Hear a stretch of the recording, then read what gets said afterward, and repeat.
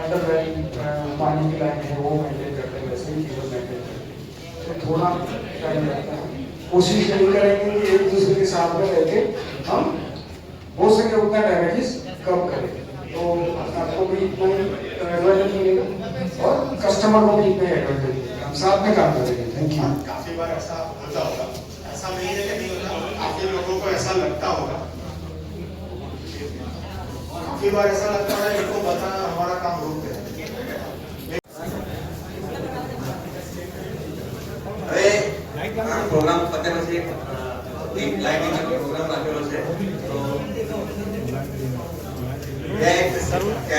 તો contractor through થઈએ તો અમારું એ લોકો એટલું માન્ય નહીં રાખતા, તો આપ સાહેબ શ્રીનું કોર્ડિનેશન રહેશે તો કામ કરવામાં થોડું સરળતા રહેશે.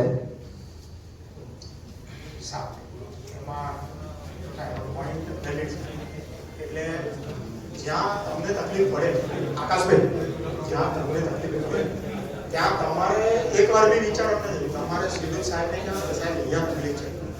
એવું બની શકે કે તમારો કે જેસીબી ઓપરેટરનો કોઈ રોલ જ ના હોય, એમસી, તો ત્યાં એ તમને ઇન્ટરવ્યુ કરશે. तो गाइस हम अभी खाना खा रहे हैं।